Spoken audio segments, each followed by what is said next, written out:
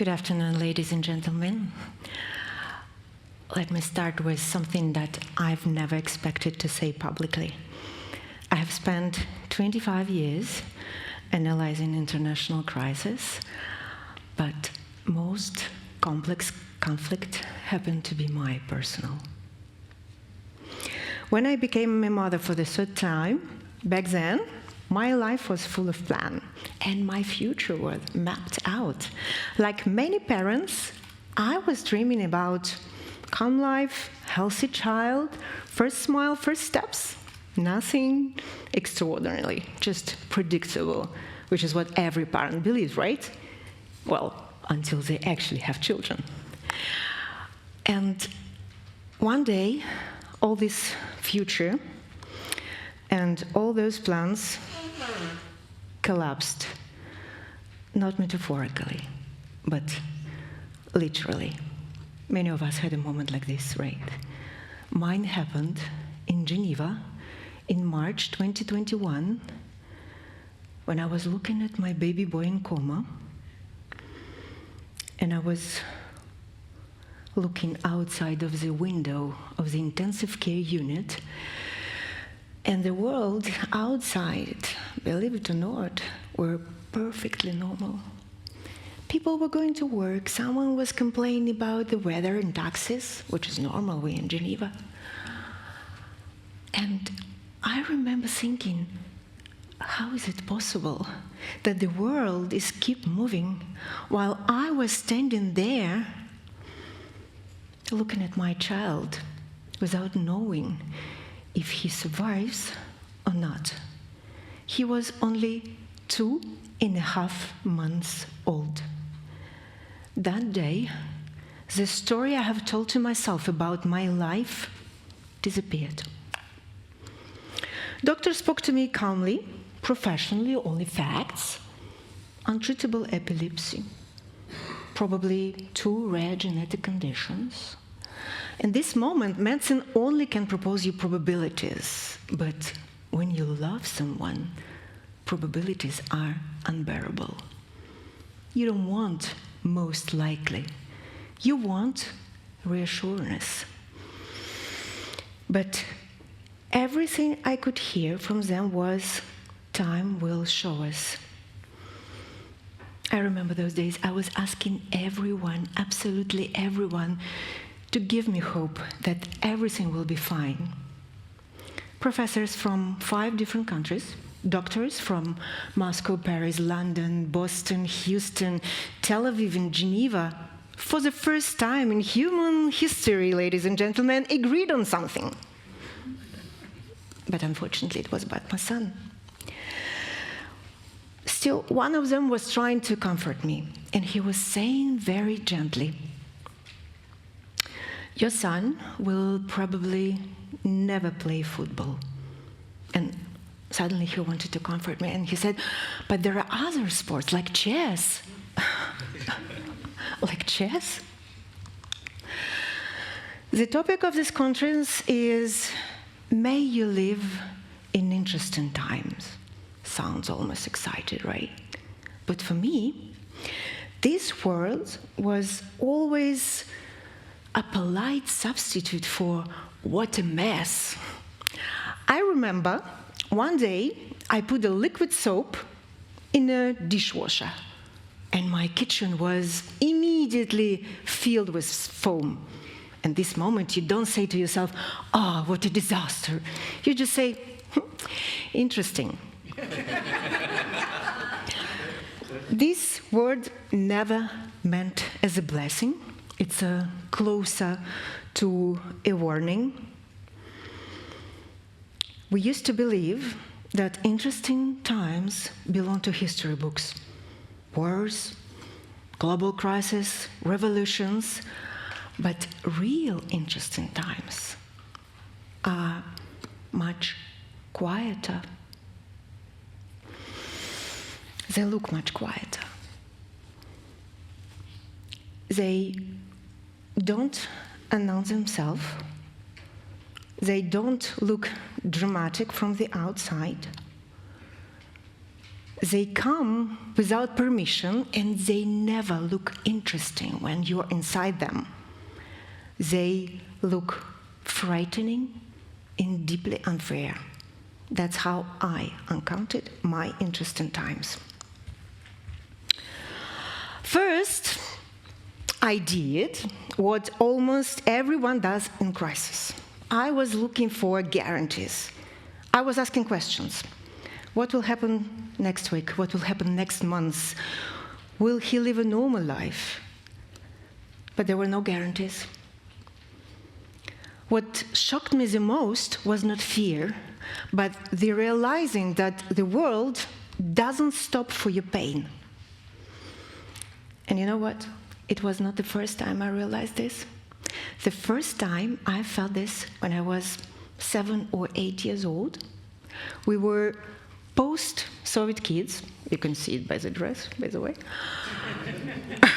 And our only safety plan was be back before it gets dark, as my mom used to say. And I remember one afternoon, a girl came out to play with us. She wasn't my close friend, but still, she was a part of my world then. And suddenly I learned that her father had died a few days ago. He was gone. And yet, she was standing there next to me, trying to play, trying to smile, and I was looking at her and thinking, this is too much. Her father had died, and the world didn't stop. And I felt something frightening that day, because I understood how the world was working. And I learned something else. That one day, logically and unavoidably, yes, I said it to myself at 7 years old, I will be at her place, and my father would die too. And you know what? I knew that I didn't want the world keep moving at that day. I wanted the entire universe to know what had happened, to feel my pain, and to feel my friend's one. But life keeps moving, and somehow you're expected to keep moving too, even if you don't know how.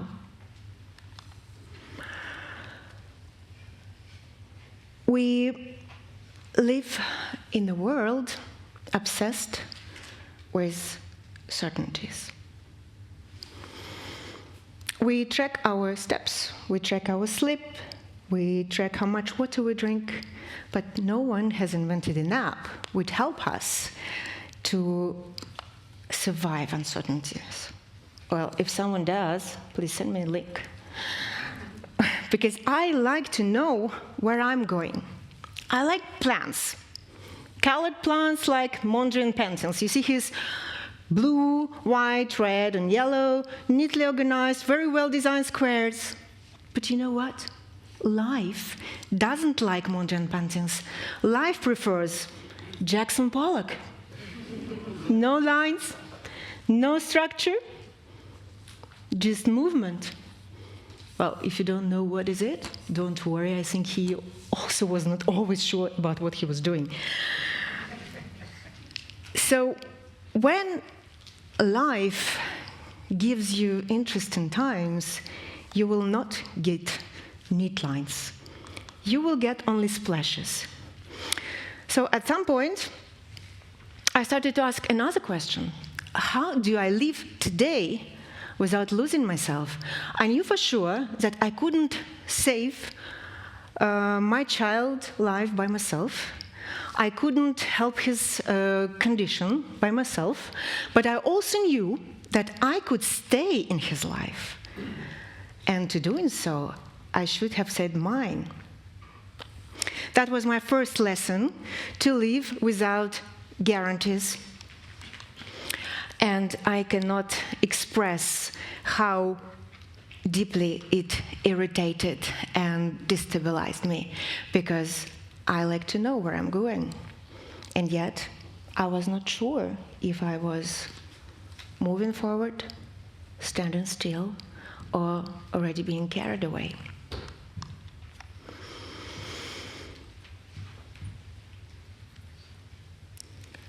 When you are truly desperate, you start to attach to anything. People who are not religious suddenly start praying. We make deals with the universe. For example, we say, if it ends well, I will stop smoking. Or if it ends well, I will stop drinking, or I will stop cheating on my partner. So I will finally become a person which my Instagram account already claimed I am. I know many of you know this state, right? And something else happened on that day. A friend of mine called me, and he arranged a conversation for me with a spiritual leader. He was not a doctor, just a thoughtful man, wise, a person who had been close to people suffering for many years. And I accepted this call, because you accept anything that gives you hope or explain how universe is functioning.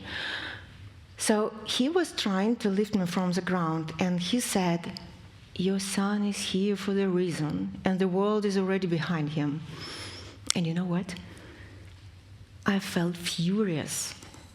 Maybe you know this feeling when someone tells you to have hope, but your hope feels more frightening than despair, not because the words are wrong, but because your hope is already so fragile.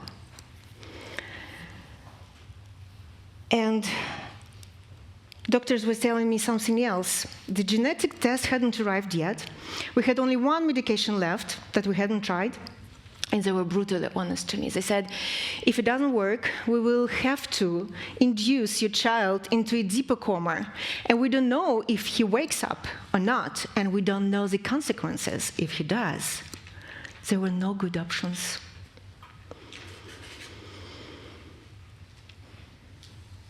I was not angry with the man on the phone because of his words. I was angry because hope without proof felt dangerous for me.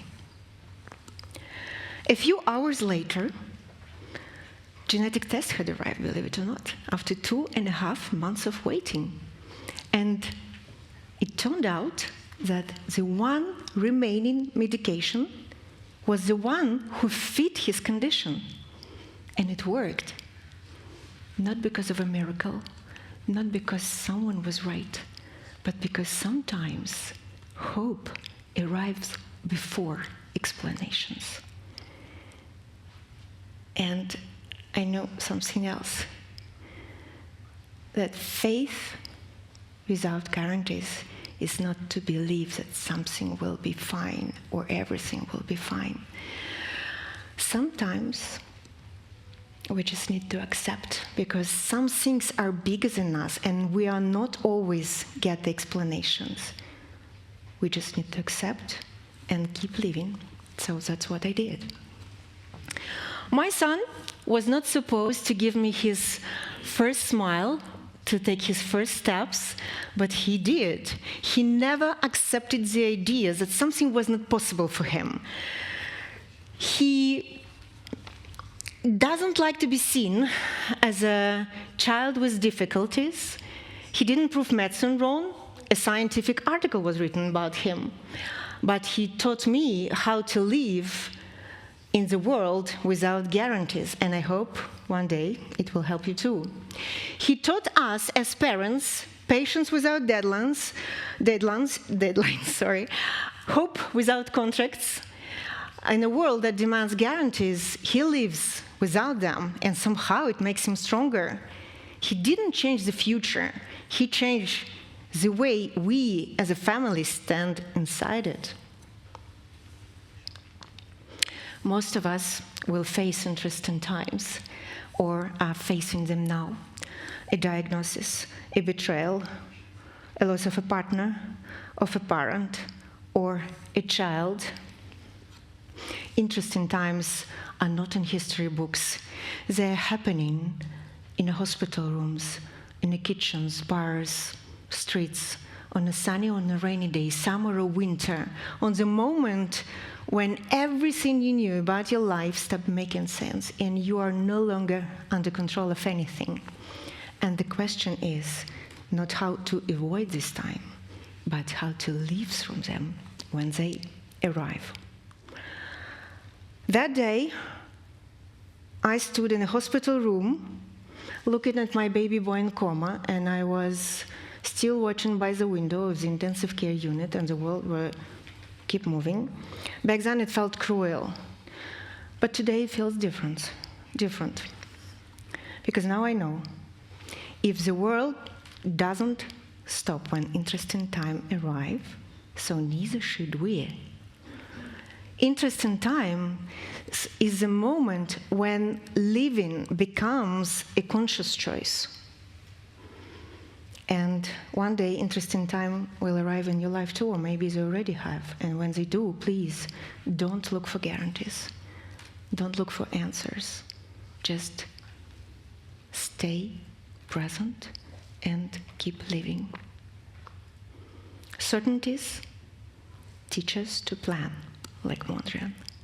And uncertainties teach us to move, like Pollock. I used to dream about a calm life. And now I dream about having strength of having an interesting one. Because now I know that interesting times do not choose us. They reveal us. Thank you.